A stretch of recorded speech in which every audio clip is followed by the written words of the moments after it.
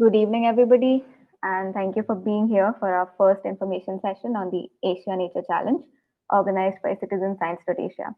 So, I'm Anukriti, project coordinator for the AMC, and I'll be your host for today. We have three speakers with us today who will share their knowledge. We have Mendel Wong, who is the co chair and co founder of CitizenScience.Asia. We also have Dayal Vaishnav, our education director. They will discuss the Asia Nature Challenge and how you can get involved in an ideal manner for ideal impact. We have our expert of the day on board as well, Carlos. Carlos is a biologist and citizen science advocate. He has dedicated his career to studying and protecting biodiversity. He will share insights on how collaborating organizers can contribute to making this initiative a success. Once our speakers conclude, I think we'll also have a Q&A session where you can ask questions. And I encourage everybody to participate, share your thoughts, suggestions, any feedback, any advice. So let's keep that brief. And now I hand it over to Mendel to begin our discussion. Mendel, please take the screen. Sure. Thanks, Anukriti.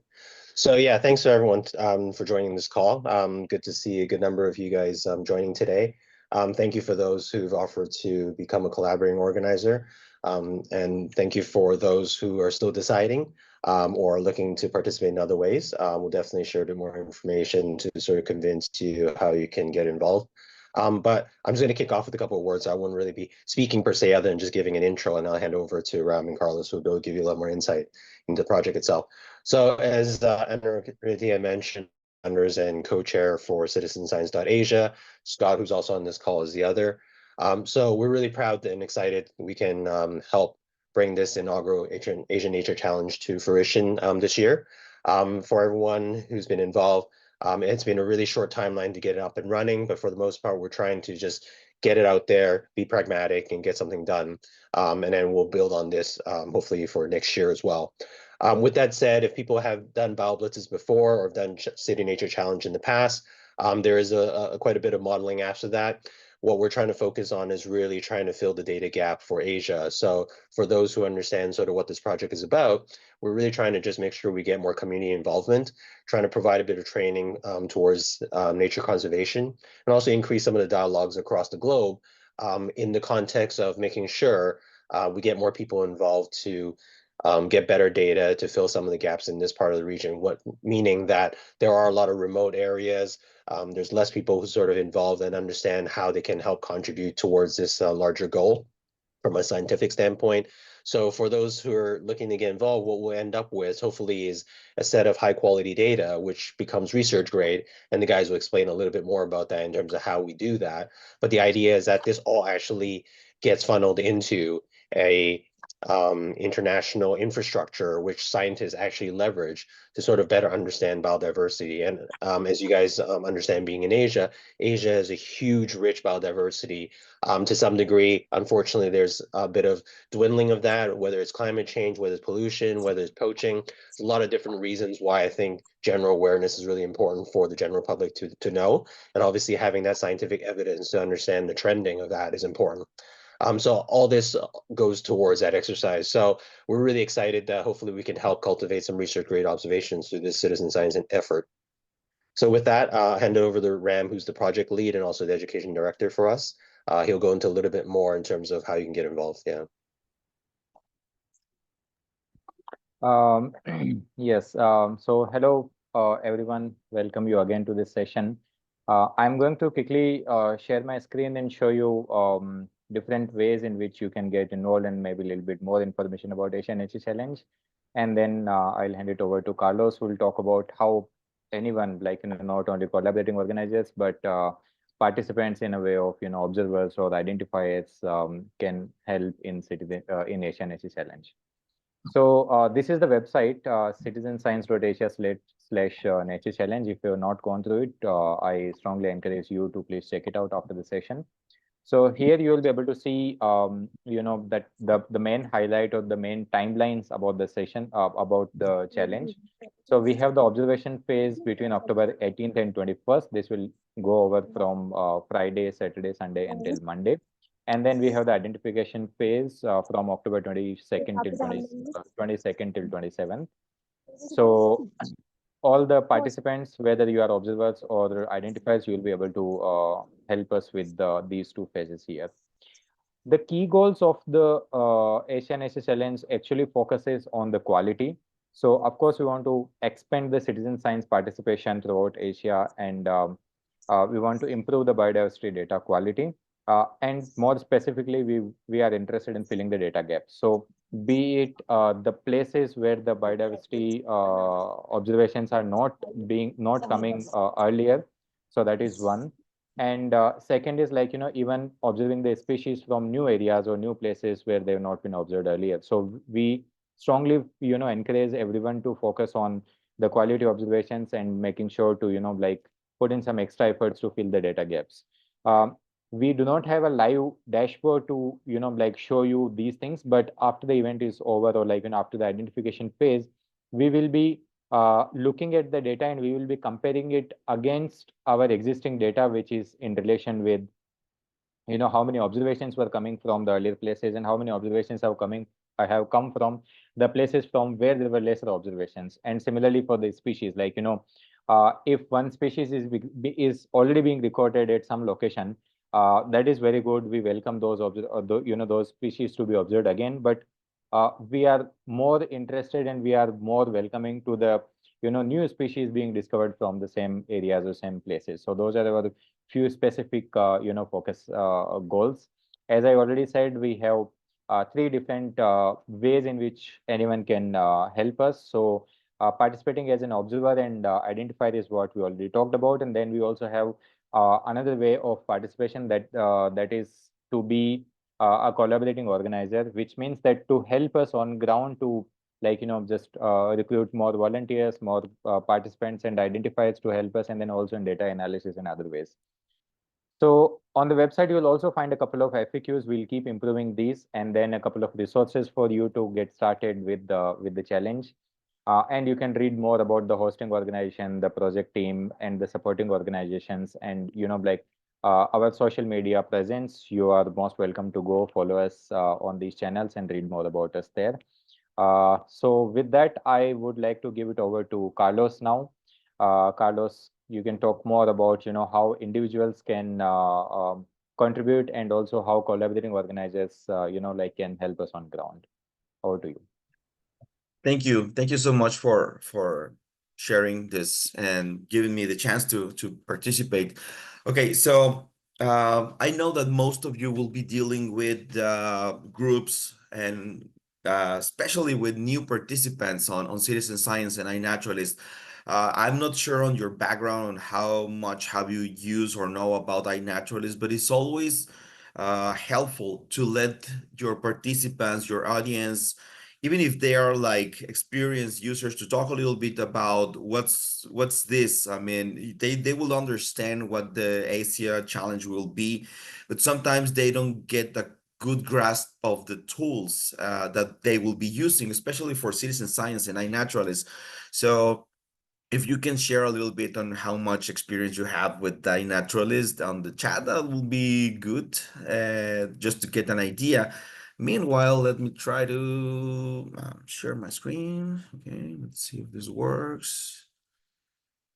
Okay, so it's always good to get started with some basic things. I mean, I'm not going to ramble a lot, but it's always important to let your people know that they will be participating in a citizen science activity, and you can call it in different ways. Some people call it community science, participatory science. You're gonna find a lot of different definitions, and there's a lot of arguments on these definitions. But for the audiences, you just try to keep it simple. It's just collaboration among the community and science people devoted to studying biodiversity in a professional level, that have devoted their whole careers to understand biodiversity. But this is a new tool, and believe it or not, and I got a lot of what you say before on having environmental issues. I'm from across the planet, and we have exactly the same issues: poaching, illegal trading, whatever you got, we have it too.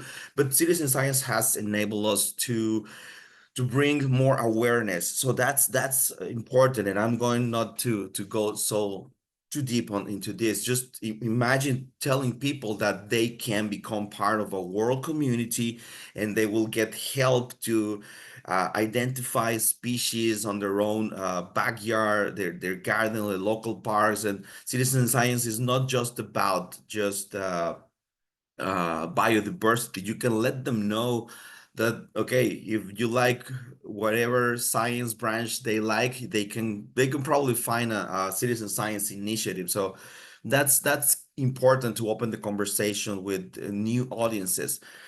And things that I like to share with people, especially newcomers, is, okay, I'm a biologist, and what you're seeing now, that's the way I understood biodiversity most of my career. I mean, dead plants, organisms in a jar with probably cancer fluids that can make you ill. I mean, people don't have the access to biodiversity information. And even if we are biologists, most of the time, this is what we got. We go into the field, we collect specimens, we kill them, we put them in about like voucher specimens, and that's it. So uh, this is not going to take us further. I mean, iNaturalist is not meant, or citizen science is not meant to substitute this. This is just a tool. And this is an issue that we have, especially with professional biodiversity biologists. I mean, they disregarded a lot of citizen science information because it was not collected the way that it was traditionally collected. So at a higher level in terms of professionals, we need to make them understand that citizen science and iNaturalist information is not a substitute for these traditional methods, but it's a complement. It's a new tool that they can use on their best convenience. But again, this is more of making both parts to understand that, okay, this is a way to collaborate and to break barriers between scientists and the general communities. So this will take us to iNaturalist, and many people will probably ask you, what is iNaturalist? And there's no definite answer for that. You can tell them, okay, this is just a social network. I mean, people get related to social networks. I mean, everybody has one. So actually, iNaturalist was not meant to collect scientific information, but to connect people to nature. And that's a strong message, especially in many countries in Latin America, and I'm sure we have this all over the world. People is disconnected from nature in many ways, and there are not enough professionals to lead them again to connect to nature. So iNaturalist is one of the best tools to do it. And in the end, this will collect hundreds of thousands of observations. Well, it's millions of observations, but we'll get to that. But it's important. I mean, iNaturalist is just a tool for a bigger meaning, and this is important because people are really into technology these days, and it's getting more and more involved in technology, and this is the way that we can bring them together. I always like to mention, I mean, iNaturalist started like a school project. I mean, young people a few years ago just wanted to have like this master's degree, and they started this. This is a picture that I really like to show when these young students were just dealing with the final projects in 2008, and that's where everything started.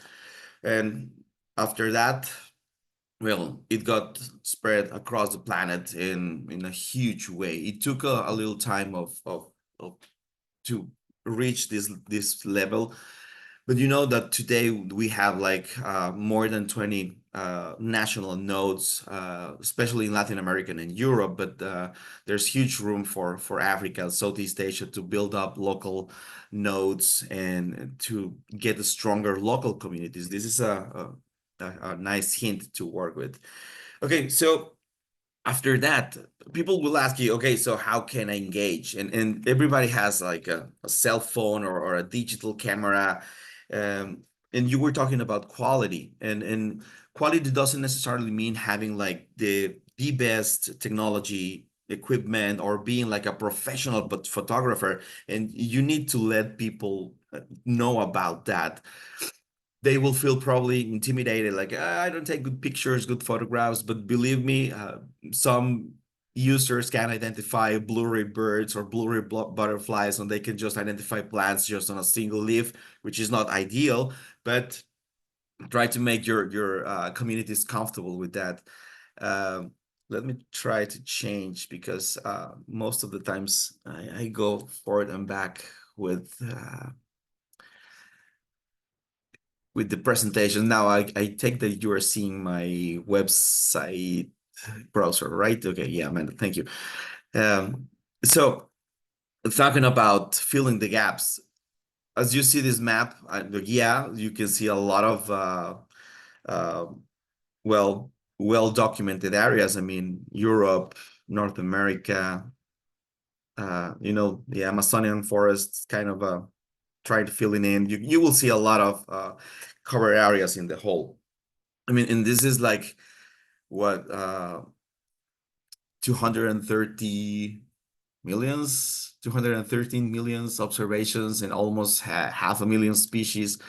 And when we're talking about the world community, be sure that you let people know that there are more than 3 million people, observers, that are participating in this, and they will be joining this kind of initiative. And let's take a quick look, a closer look, just on how you can see countries like, okay, here's Borneo, and even if you go to like zoom out and look at, and they will look like covered, there's still huge portions of entire countries that are not with any kind of documentation. Most of the documentation of species are still around the cities, which doesn't mean they are completely documented, but you can go there and try to find some. Okay, but okay, what we are seeing now, people will ask you, okay, what's the deal with iNaturalist? I have a cell phone, I like to get engaged, so what's the next step? And this is the hard part. And most people will see nature, but they won't stop and take a photograph. And that's the basis of iNaturalist. You need to let your people know that, okay, it's all about having a picture or recording a sound, which is the basic block of building an observation on iNaturalist. Let me just a quick stop. Okay. Yeah, wherever people has the chance, they can get like test observation. But what is an observation? People will ask you. So you can tell them an observation is just an encounter of you and nature.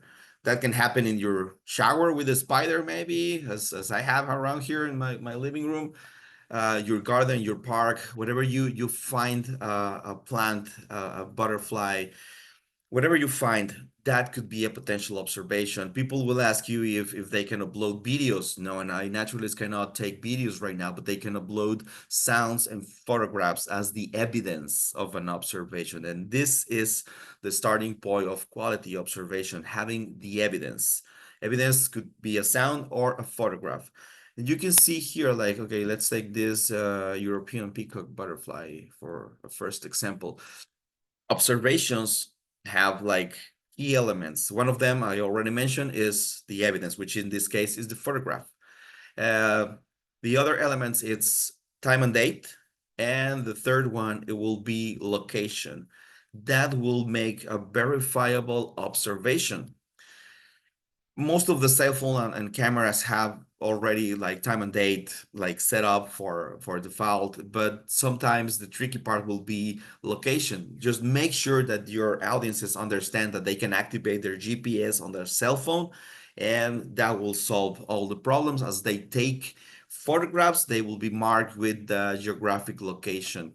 Unfortunately, every single brand or model of cell phone have like different names for that. It will be like geolocation, geotag, location tag. They come with many names, but just share with your audiences that they need to turn on the GPS. I hope this is making some sense for all of you. Okay, and then the other thing is when they upload this, they don't need to know. Actually, you don't need to have like a proper identification for whatever species you are uploading there. So people actually don't need to know, even if they're seeing a plant of an animal. Of course, it's always useful if they provide at least a very basic identification. And for that, let me go back a little bit on this. iNaturalist has no, sorry. iNaturalist has this amazing community. I already told you, of more than 3 million observers.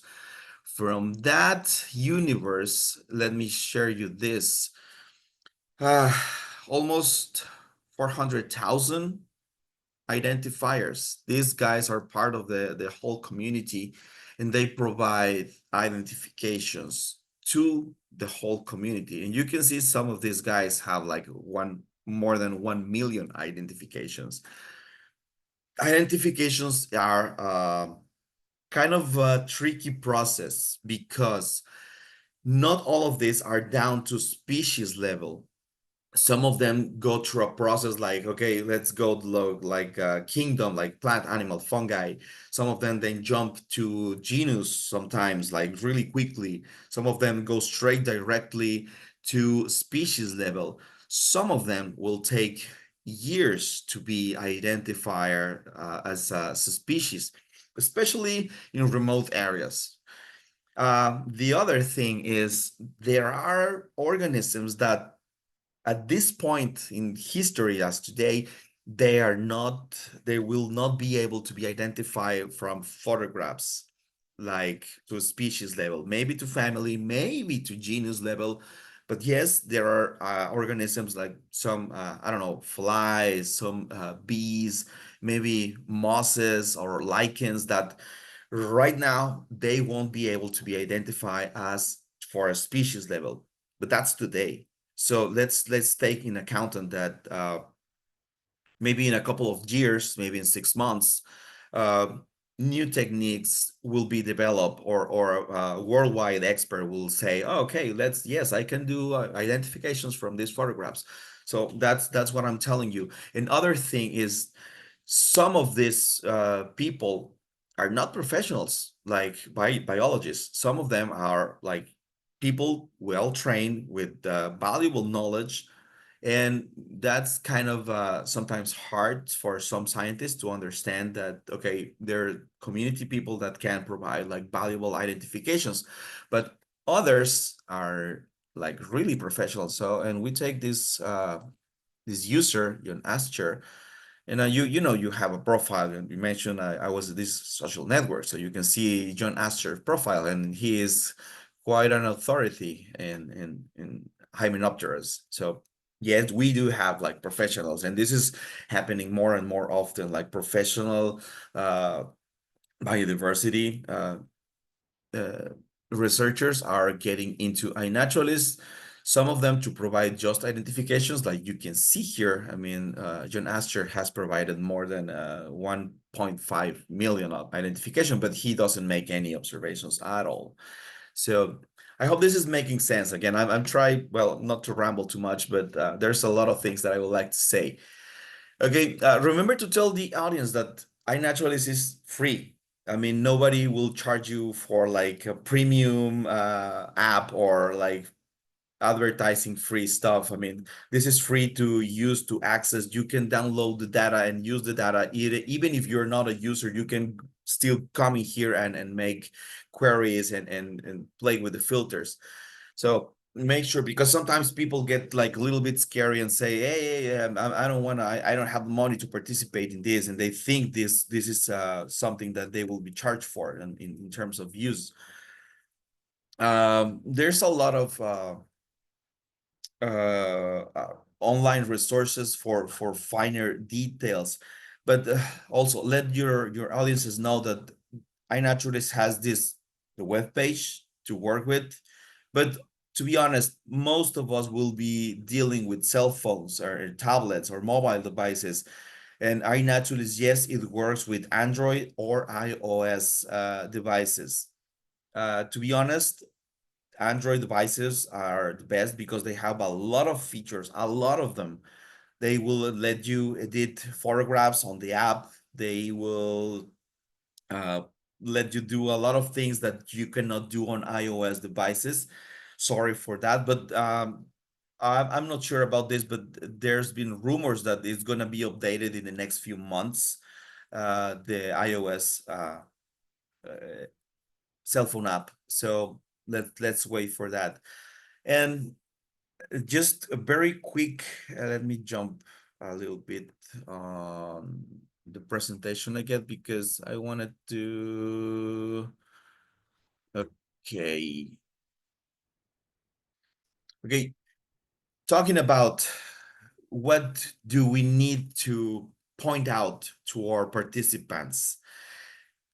Believe me, some of them, especially people in the city, they don't have access to nature, and that's really sad. What you're seeing now, it's one of my local parks just outside my house around my city. And people, this is what they have as nature. I mean, just a local park, maybe just their garden. So people will go there and they will see, okay, there's nothing in there, but just encourage them to look closer. I mean, we have wildflowers, we have one bird, we have this small brush in there. All of those are wild organisms, plants, animals, fungi, and they could be like valuable observations. Sometimes people don't have access to go and visit like far away or remote areas.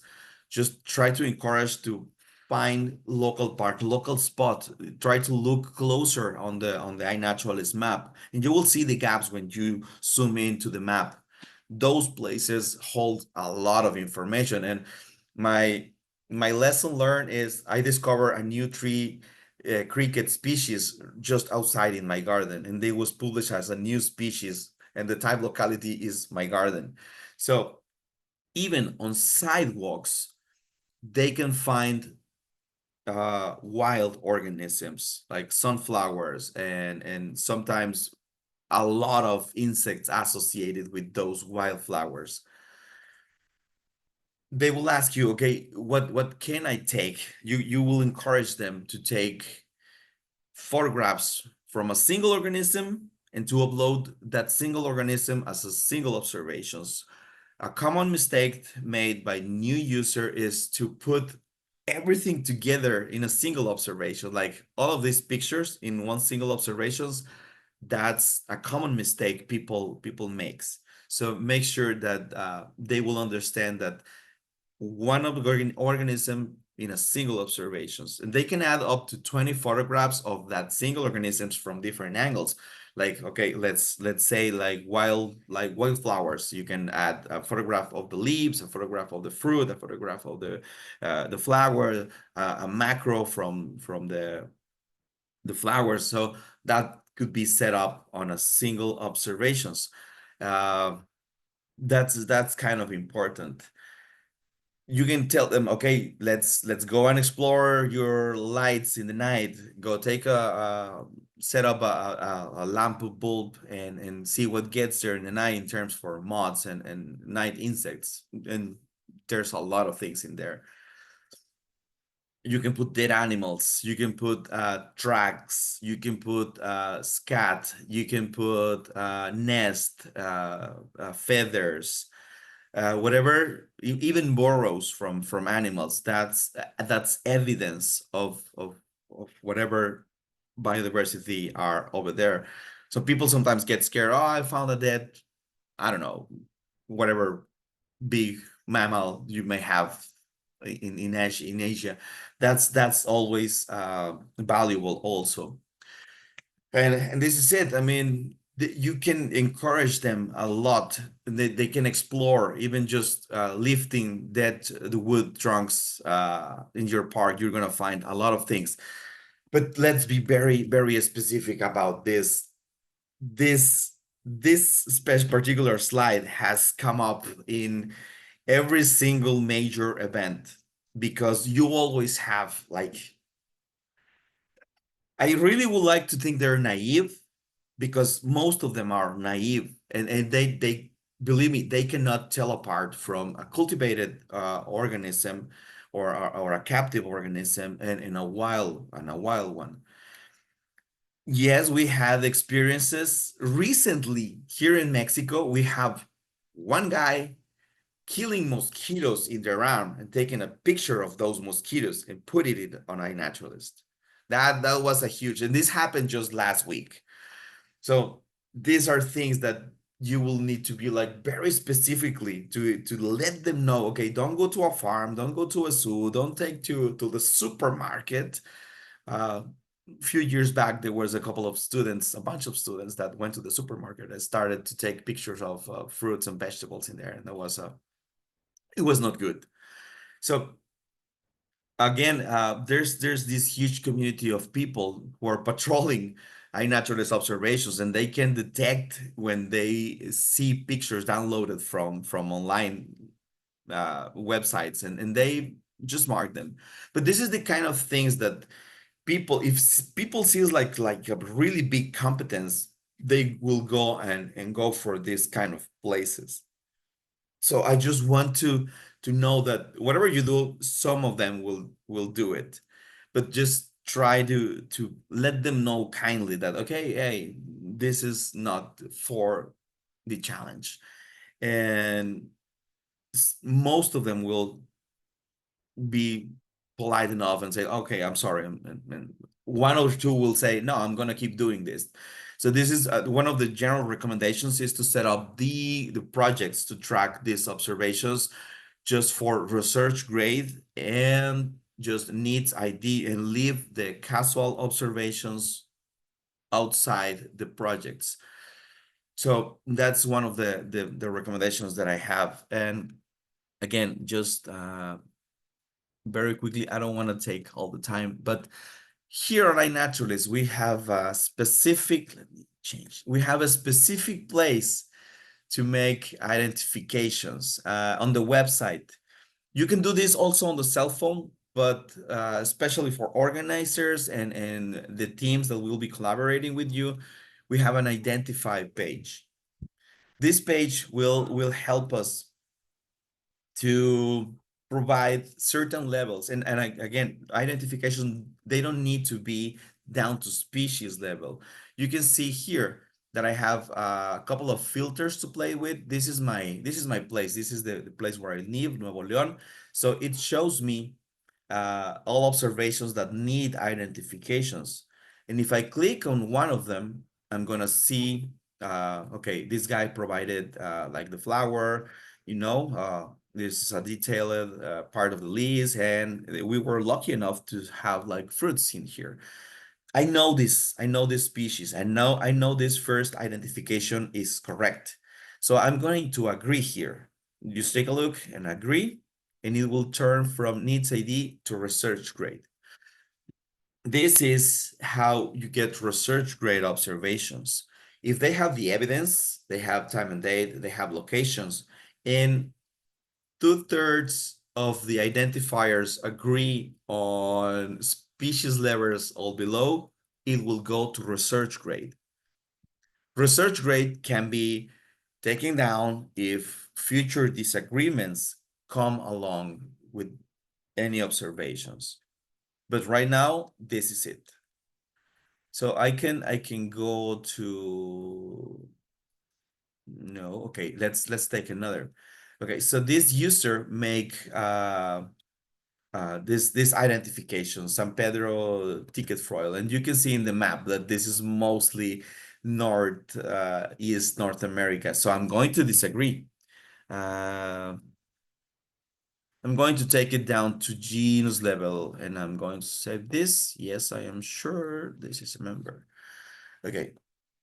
So now this is how you can play a little bit on what you know, on what you are familiar with the species.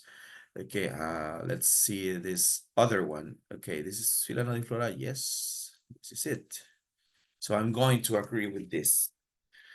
This process is like very personal, and it will depend on how you are familiar with. maybe you are not an entomologist, but you can distinguish spiders from insects, and you can actually identify just to insect level, to order, or to, oh man. Okay, so we have another great example of what you're gonna find in here. Let's take a look. Okay, this is cultivated. So I'm going to mark here, captive cultivated. If I just press X, okay, you can see it was marked like cultivated. So this is part of the duties you'll need to go through all the observations. Okay, this is another cultivated path, which is not marked as cultivated. When I mark it as cultivated, you will see here that it will change to casual grade. It still needs ID, but it's now a casual observation because it was like cultivated plant. Okay, we have another here. I'm going to mark it. This is actually misidentify. I'm going to identify to family level. Okay, yep. So this is the kind of a process that we will take us all as identifications. And let me take you finally, you can see, I can play with, I don't know,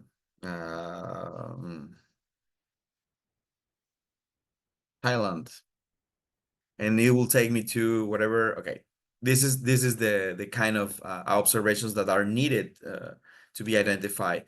But there's one specific place that, okay, if you go to filters here, and you will see these categories, these little icons here, and you will see this one right here, this question mark, unknown. These will be observations that people, they don't have any level of observations. Like, okay, you can see all of this saying no. I'm seeing this slug here. I'm not a specialist on this particular group of organisms, but I can say, okay, this is a mollusk, and I'm going to identify as a mollusk.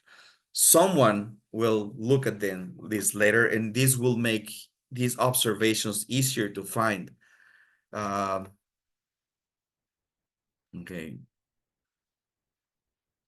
Okay, this one. Okay, I know this is an insect, so I can do like insect. But if I know this is Orthoptera, I know. Okay, so I can tag this as Orthoptera. So this will, on my knowledge, on my level of knowledge of any particular group, I can try to identify to the level that I feel secure I'm about to identify. So this is the, okay, like okay, fungi. Okay.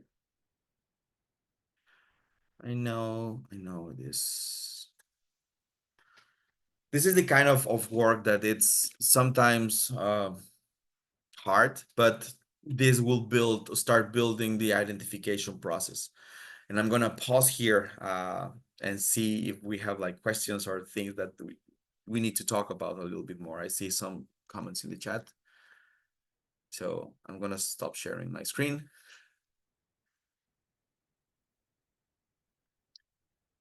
And I don't know if this makes sense or have made sense.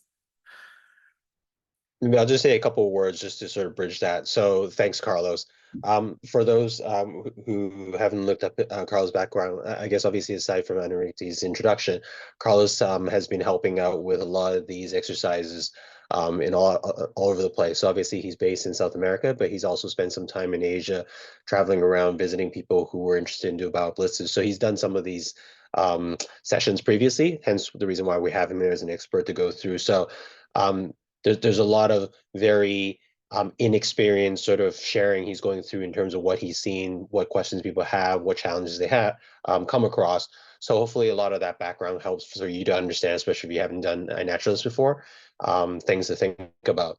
So there are a few key things he mentioned in terms of gotchas that he's seen in the past, and those are definitely things for those who are new to iNaturalist or new to sort of this type of challenge.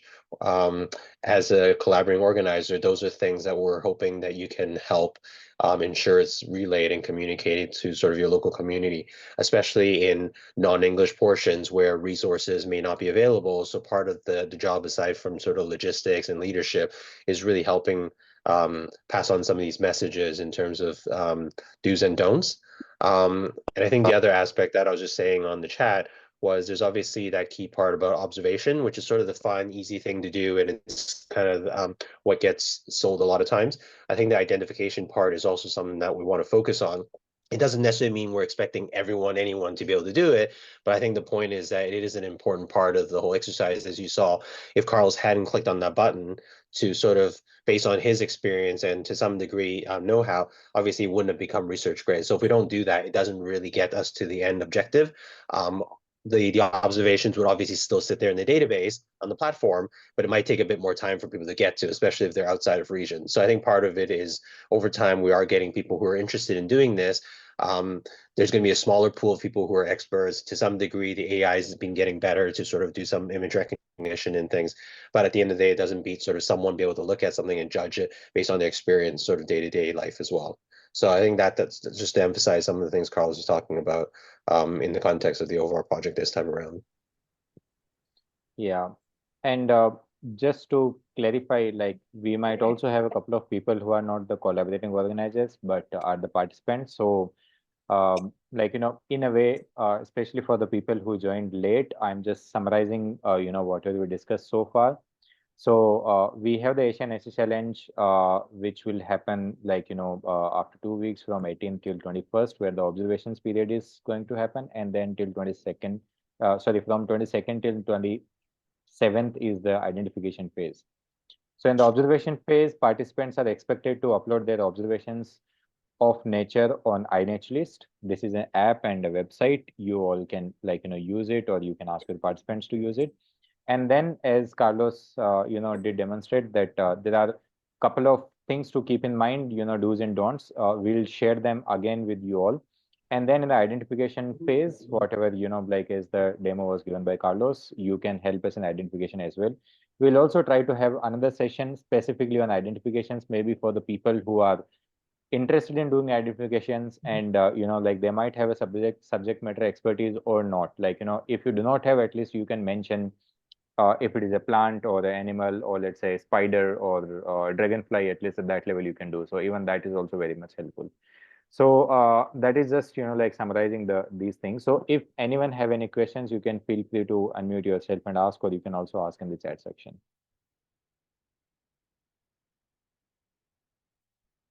Yes, Charles, please. Okay. Hello there. Yeah, my main question is, so far, most of the talk has been about how to help new users with getting started on iNaturalist. My question that I'm not quite understanding is on the website, it says that the first period is to share observations on iNaturalist. How will that community, that ANC community, work? Will there be like a BioBlitz group? And then for the second period, with the identifications with the help of experts, how will that group be recognized? Is there a BioBlitz group that will be a sort of ANC BioBlitz group that will be created, one group for Asia or for individual cities? Or I'm not quite sure about the dynamics of how the actual ANC group will work in relation with iNaturalist. Does that question make sense? Yeah. So maybe just at a high level, just to break it down. So from a technical standpoint in the platform, there definitely will be a project. And I'll let Ram speak to that in a second here. In terms of more generally, in terms of how do we organize ourselves in terms of people, obviously we're sort of across the region. It's going to be a little bit sort of remote connectivity. I guess we're going to have to work out the groups from an identification period. It might be a little bit of a closer collaboration. In terms of the observation, it'll come down to us working closely with the collaborating organizers, depending on where they are, whether they run a specific activity, meeting up and going out together, or if they're promoting and asking people to just go out. Obviously, at the end of the day, it's going to be about the the observations that get stored on iNaturalist in the project that'll help sort of bring it all together. But yeah, the people aspect would sort of depend on case by case in particular region. And I'll hand that over to Ram to sort of talk to the technical part, which is, I'm assuming, the main part you're asking in terms of how the data is going to be organized. Yeah. Yeah. So, like, as I have put out in the chat section, there is one project which is created for whole of Asia. So between those 4 days, anyone doing observations and uploading on iNaturalist will be counted for this project. So, I mean, in a way, everyone is free to do that at their own convenience, at their own backyard, or, like, for example, going to the local park, or they can also go to some faraway places. Like, if someone is really experienced and they are willing to contribute to filling the gaps in the map, then you can find out the places where we still need more data from, and you can go there and do it. In terms of the communications, we will set up a few groups on the social media channels where everyone can join and talk to each other. So far we have been working on the collaborating organizers, to get a couple of collaborating organizers work with us. And most likely by tomorrow, we will have a Google form on the website where all the participants, in terms of, they can be observers or identifiers, they will be able to sign up there. And all the people who are signing up there, we will share a link with them to join the WhatsApp group. So that will be one place where they can join. And then for a few places where the WhatsApp is not a feasibility or they cannot join, we'll try to identify some other channel where they, all of them can join and they can discuss and talk to each other. But other than that, we are using our website and our social media platforms as a one-way communication, at least. We are constantly putting updates about what is happening there. So we are mostly on, most of the social media platforms. You can find it on the bottom of the website. And for the two-way communication and, to communicate more, as I said, we will set up few more channels and we will share it with everyone who fills up the Google form, which we'll be sharing tomorrow. Yes, Mendel. And just to add to you, Charles, or to other people who've done City Nature Challenge in the past. So one thing just to compare and contrast specifically is obviously we're not doing this necessarily at an urban city level, nor necessarily as a competition. So I think with regards to sort of the hierarchy in terms of the project within iNaturalist, for those who are familiar, we're not necessarily predefining the scope based on who signed up to say they're going to compete for their city. So I think part of the exercise at this point is that conceptually, that's what we'll be doing to make sure it obviously contains it all, because we're doing this challenge more collaboratively. And part of the reason which we're needing to determine over these next couple of days is we need to see like how many people have signed up, how many groups have signed up as potentially organizers to help logistics, and we need to see that distribution to see if there's a better modularization of the groups, so we can better distribute people to organize themselves, to your question, Charles. So yes, ultimately we'll need to round all these people up, and there will definitely be a catch-all project for across the region. But depending on sort of the mix of groups we have running potentially more local, more sort of engaging sessions, maybe it is easier to separate them into their own group, and then we still roll them up from a statistics standpoint. So part of that is being determined just because of the way we're setting it up. We're not necessarily doing it specifically only at city level, nor are we necessarily doing it in competition. So we don't have that concern of like, is a particular area belonging to one city versus the other if it's overlapping. So I think it's gonna be quite collaborative. So that's why we have the benefit of deferring that decision until we see who's actually involved. Yep, go ahead. Not a question, but just some feedback. In terms of sort of thinking about how to make this attractive to encourage new people to join, in terms of the first stage of getting people that haven't used iNaturalist before, I think, it's, and maybe for people actually who are already using iNaturalist, why then participate in the ANC, what's going to be different, what makes it interesting to join, I think is the group aspect of, being part of a bigger effort rather than just an individual effort, and having a kind of window to kind of create a group effort, I think creates some encouragement. I think another aspect that may be attractive is with the help from experts on identification. So I think it could be useful to have some idea who are the experts that are going to be helping, I think that might encourage a lot of people to make that effort to join, to know that, because if somebody's used iNaturalist, they might find it challenging to be able to identify certain things, and maybe that discourages them. I think this aspect of bridging the gap between citizen scientists and professional scientists, experts, to build that relationship, I think is very important, and trying to facilitate experts being able to provide more support and feedback to citizen scientists, I think is really important. So maybe more information about the kind of help that they might receive, I think could be very beneficial. Just my thoughts. Absolutely. And the first point is, yeah, I was going to say, actually, in addition to questions people have, look, I mean, I think some of you guys have done some of this stuff, so we're not necessarily more experts than you guys. So definitely it's a collaborative session. So as Charles pointed out, if you guys have suggestions, feedback, that's part of this whole process as well. So we more than welcome that. Obviously, we've set up an infrastructure. There are specific things we had a goal to sort of achieve, but definitely it is a collaborative exercise. So if you guys have suggestions, by all means. And specifically, Charles, to your point, I fully agree. I think there have been questions in terms of what's the unique selling point of why we're doing this project. And I think timeliness, sort of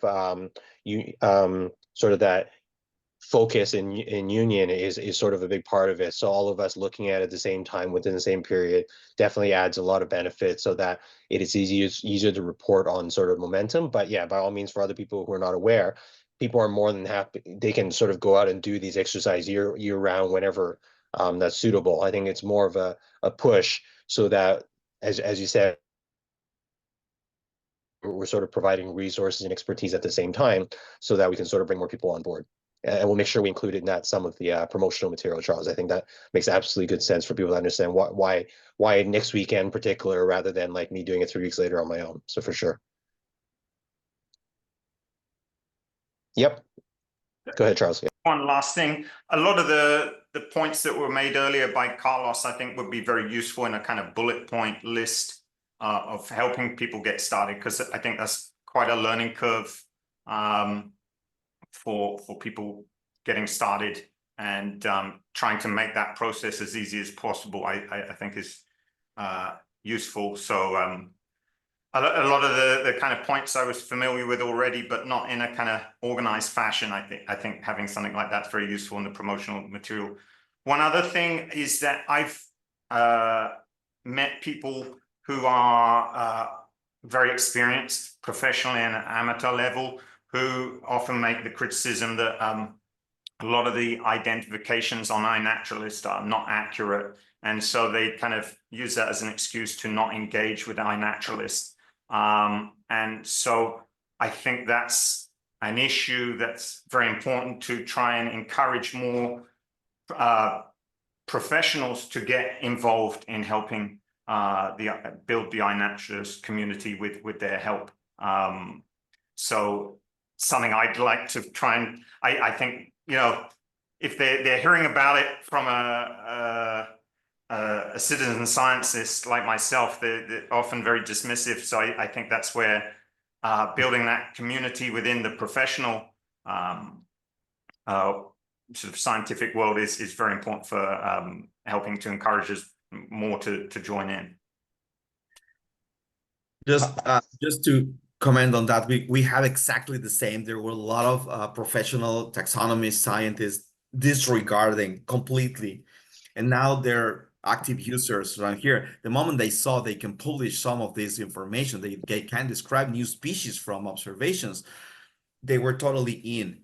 And again, yes, identification can be sometimes tricky, but it's no different from visiting an herbarium and making new identification of voucher specimens.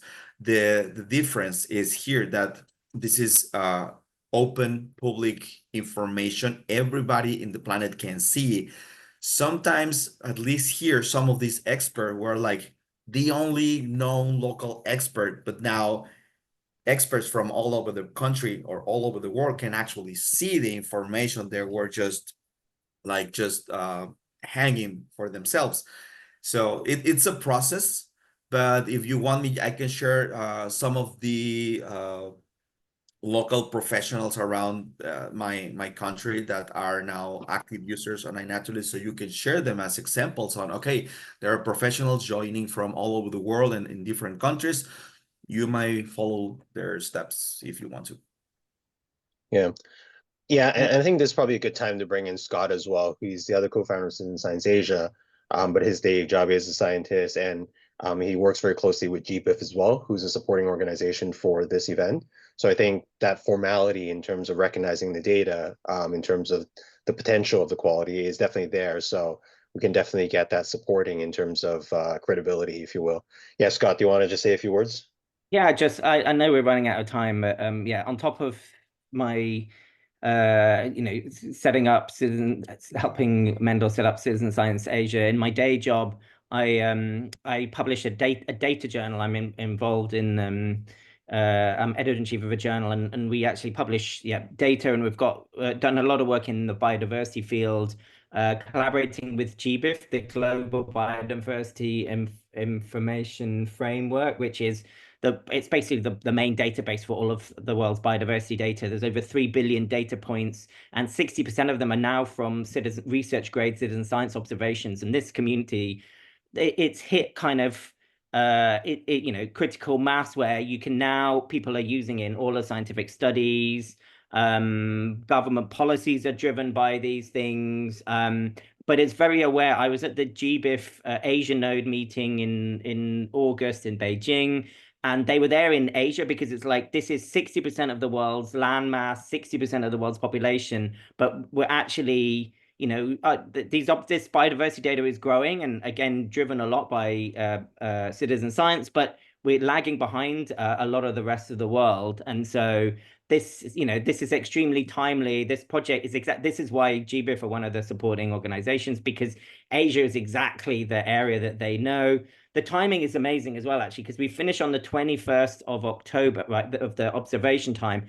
Then our evening is when COP16 starts. It's the big UN Biodiversity Summit in Colombia, the Conference of Parties. And it's all about biodiversity. They're debating global policies, everything on this. And, you can't protect nature. You can't make these policies without the data to support it. And so, if we want to protect our incredible biodiverse environment in Asia, then we need to fill these data gaps. So we're in the right place. We're in the right time. Hopefully that's a driver for people, and excited to see how the next couple of weeks go. Yeah, obviously all that was not necessarily to convince Charles. Obviously, I know he's convinced, but yeah, for everyone else's purpose in terms of understanding the concern he was putting in terms of what we all know to be the concern. So hopefully other people who are newer to citizen science or specifically around why these ballot blitzes are helpful. As Scott was saying, there are a lot of hard evidence where it's proven to be effective, it's useful. There are groups who understand the necessity for it.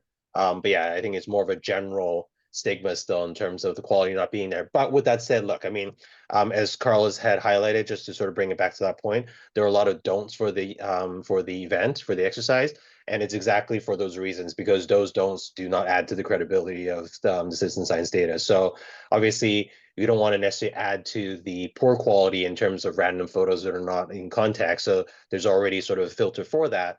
But also, if you saw Yala's comment in the chat there regarding the identification, as much as there's a bit of assistance AI-wise, I think one of the things to sort of ensure your participants is aware of, just make sure you're doing sort of 100% sure assessment before you say, yes, it is that. So obviously when Carl's clicked on it is because he's very familiar that particular wildlife is the type that was suggested. So I think all of this contributes back to sort of the quality that we've been sort of emphasizing. And that's one of the things going into this project. We want to just make sure we're educating people on the process of, you can contribute and do as much as you can. We also just need to be aware of like, what, if you don't know, you don't know. But I think it's sort of that balance, which we're trying to sort of educate people around it. With your help, hopefully you can help pass on that message to a wider group of people, because that sort of takes a bit of spreading, amplifying the message. Any burning questions? If not, Ram, do you want to, or Anukriti, do you guys want to say any couple closing? Yeah, I think we can close the session. Overall, like, as few of you have already registered as the collaborating organizers. Charles from Taiwan is, sorry, from Thailand is already registered. So I think you have already added in the group as well. So we'll set up further, like groups and platforms for more communication with the identifiers and observers for later stage. But right now we are looking for more collaborating organizers. So if you think like any of the audience here on this session, or if you know anyone else who might be a right fit, you can share with them about the website and about this challenge, and if they are interested, they can fill up the form to join us as a collaborating organization. And apart from that, we'll soon have the Google form for the rest of the ways to get involved, like as a observer or identifier. So we'll be looking forward for your support in rest of the activities. So with that, I think we can close. Just one last admin note. So if you guys didn't catch this at the beginning, this session was recorded. It's obviously for the benefit. There are people who may not have been able to make it today, or people who might decide to sign up later. So we are going to share this as a playback for other people as well, just so you're aware. All right. Yes. Yeah. Okay. So thank you very much, everyone, for joining. Feel free to reach out to us via the information provided on the website, and we'll be looking for your support in rest of the sessions which we'll be doing, and of course during the main challenge. Thank you very much again, and bye bye.